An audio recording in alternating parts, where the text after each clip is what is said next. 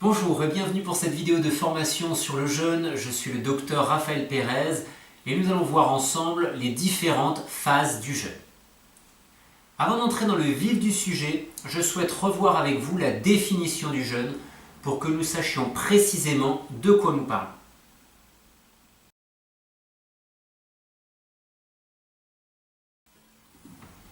Salut!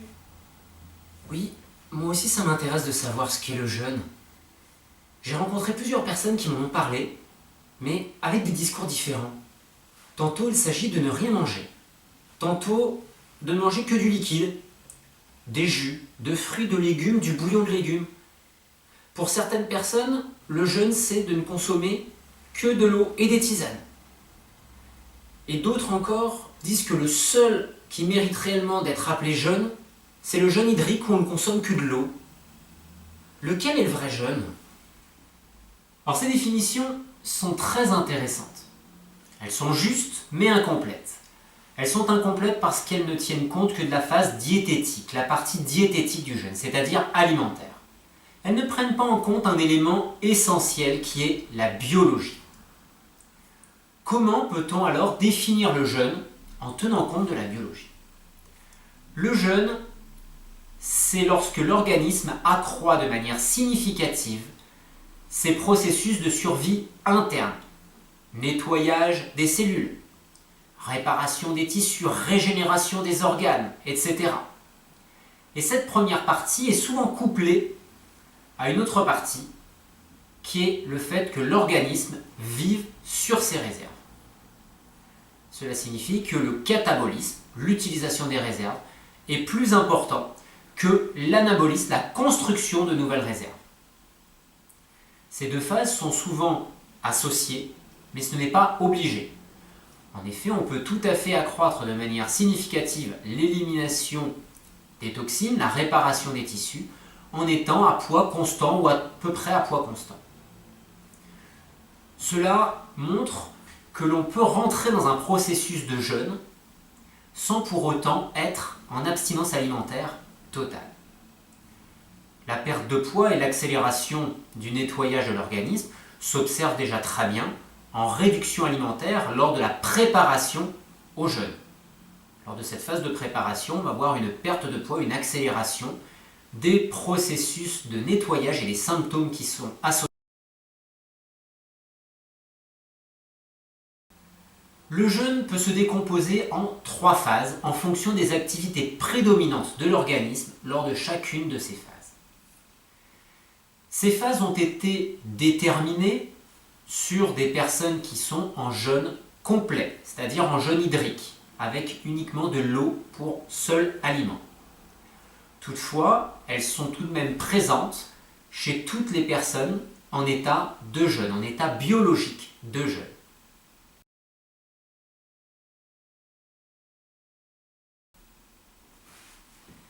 Le jeûne primaire, la première phase, qui dure généralement 7 à 10 jours, correspond à un jeûne de bien-être, un jeûne de nettoyage. L'organisme va augmenter son activité interne de nettoyage cellulaire, avec parfois certains symptômes qui peuvent être inconfortables, des douleurs articulaires, musculaires, des maux de tête, parfois des gènes au niveau rénal ou encore au niveau hépatique. Il y a par contre toujours des symptômes d'élimination au niveau urinaire, les urines qui sont plus foncées, plus chargées, la laine qui va également être plus chargée, un travail au niveau du foie parce qu'il va y avoir plus d'élimination de bile sans que cela soit très incommodant, mais c'est tout de même présent.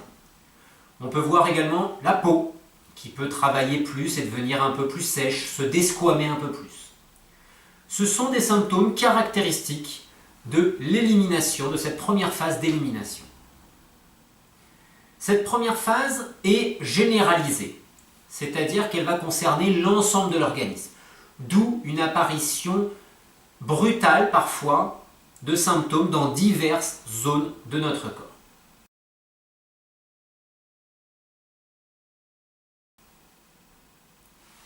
Le jeûne secondaire, appelé également jeûne organique. Cette phase apparaît 2e, 3e semaine d'abstinence alimentaire.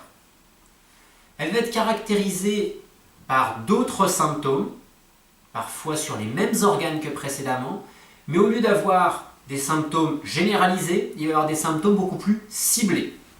C'est-à-dire que l'organisme va peut-être travailler sur l'intestin, ou l'estomac, ou encore les glandes salivaires, les poumons, les reins. Cela va être beaucoup plus ciblé. C'est la grosse différence entre la première phase et la deuxième phase. Lors de cette seconde phase, il va se produire un travail de réparation sur les organes. Un travail de réparation en profondeur permettant aux organes, à l'issue de cette phase, de retrouver un état de fonctionnement tout à fait correct. Il y a une rupture entre la phase 1 et la phase 2. Lors de la phase 1, l'organisme perd du poids, brutalement lorsque le corps travaille beaucoup, moins, voire plus du tout, lorsque le corps travaille moins en activité d'élimination. Il va se passer une stabilisation pondérale, ou en tout cas un gros ralentissement de la perte de poids, avant d'avoir une nouvelle perte de poids, l'entrée dans cette phase secondaire.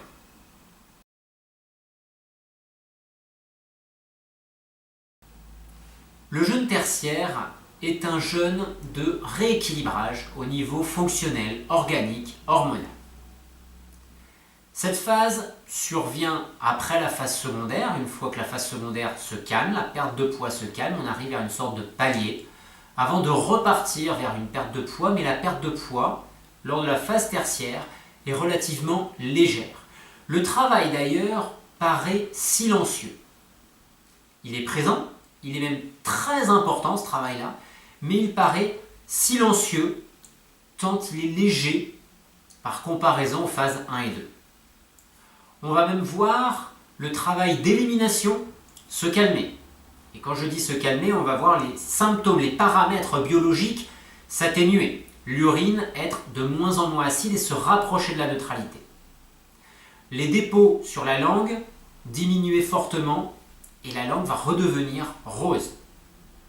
On va voir aussi la laine, qui était très chargée, devenir de moins en moins chargée.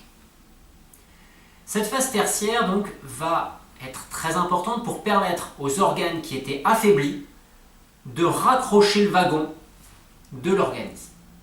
Normalement, notre corps possède des organes qui fonctionnent de concert. On a des organes plus forts que d'autres, mais qui fonctionnent d'une manière harmonieuse.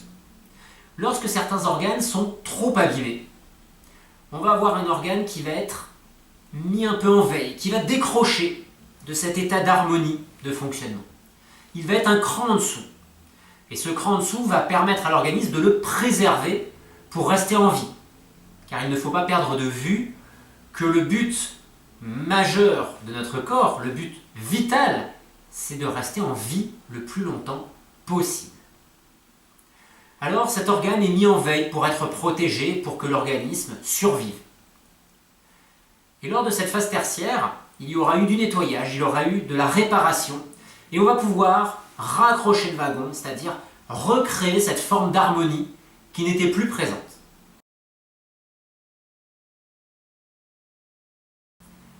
L'enchaînement de ces différentes phases s'observe chez tous les jeûneurs, à condition bien évidemment de faire un jeûne suffisamment long ou d'enchaîner les jeûnes afin de cumuler un nombre de jours de jeûne suffisant pour observer ces différentes phases. La durée de ces phases reste arbitraire. Elle va dépendre de l'état de l'organisme avant le jeûne. Les durées que je vous fournis sont des durées moyennes. Mais il est évident qu'une personne en état de maladie chronique, n'ayant pas vraiment pris soin de son corps depuis 50 ans, va passer beaucoup plus de temps, dans cette phase 1 par exemple, qu'une personne en bonne santé qui a 30 ans et qui a déjà fait un jeûne de 10 ou 15 jours il y a 6 ou 8 mois. La différence sera même très importante. On peut voir une personne passer lors de ce premier jeûne, en n'ayant pas pris soin de son corps, parfois 15 à 20 jours en phase 1, alors que la personne qui a déjà jeûné il y a quelques mois et qui est en bonne santé va n'y passer que 4 jours par exemple. Il est important de comprendre ces différentes phases et de pouvoir les expliquer aux jeûneurs pour qu'ils ne soient pas déçus, qu'ils ne soient pas frustrés de leur jeûne. Car les personnes viennent jeûner avec un but précis. Supprimer parfois un symptôme, améliorer leur état de santé sur tel paramètre ou tel paramètre. Mais ce paramètre en question n'est pas forcément le paramètre prioritaire pour l'organisme. Donc, le jeûneur a le risque d'être déçu en sortant de son jeûne parce qu'il aura encore le problème alors que son corps s'est déjà amélioré. Il faut vraiment mettre les choses à leur place. De la même manière, certaines personnes qui ont une alimentation tout à fait convenable, même très bonne, ou en tout cas qu'elles imaginent être très bonnes, viennent en jeûne et imaginent rentrer directement en phase secondaire.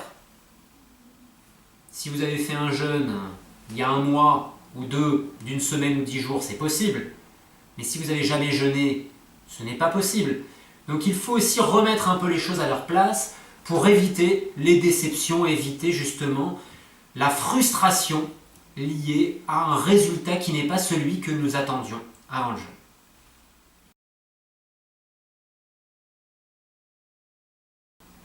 Et pour finir cette vidéo, nous allons faire maintenant un petit quiz. Et ensuite, nous verrons une étude de cas pour mieux comprendre le jeûne.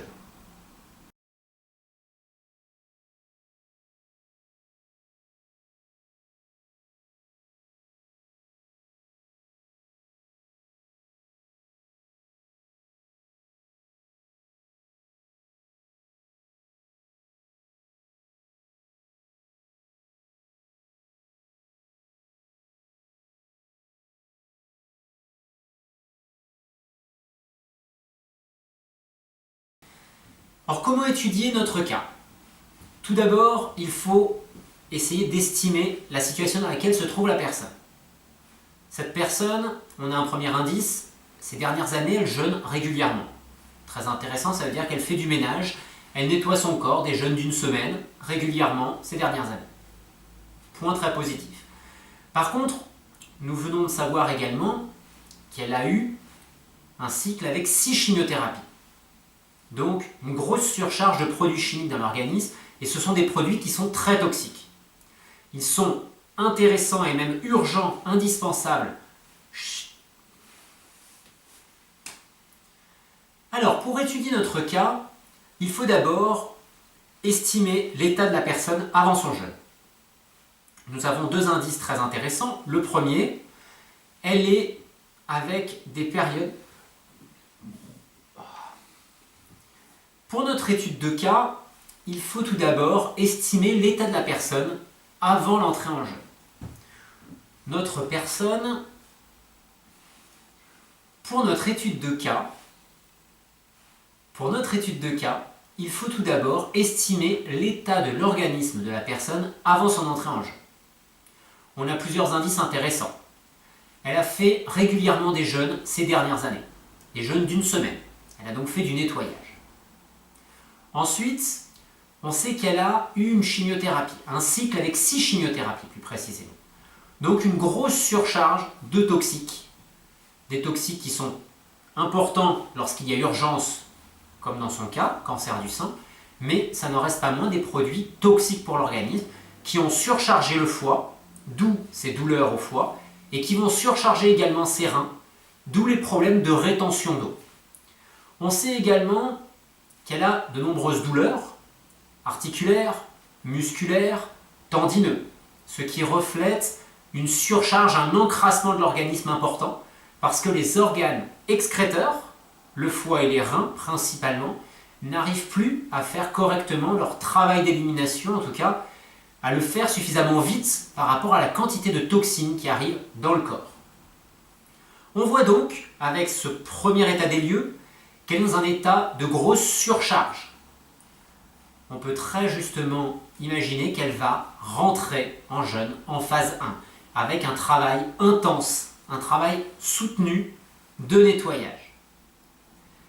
Et les symptômes qu'on observe pendant cette première phase de jeûne, le foie qui travaille, des nausées, les reins, elle n'a pas eu trop de douleurs au niveau des reins, mais ça a quand même travaillé. On voit également qu'il y a eu des douleurs musculaires, articulaires, tendineuses pendant ce jeûne. On peut voir qu'à la fin du jeûne, les douleurs tendineuses sont encore présentes, donc la phase d'encrassement n'est pas complètement résolue. On voit également qu'elle a beaucoup dégonflé, donc le corps a pu évacuer une partie des surcharges. Nous pouvons estimer avec ces paramètres qu'elle est encore dans cette phase 1, ou en tout cas en fin de phase primaire du jeûne. Mais l'organisme était tellement surchargé avant que le jeûne, même de 12 jours, n'a pas pu permettre d'aboutir cette phase 1. Cette personne est toujours en phase 1 à l'issue de son jeûne.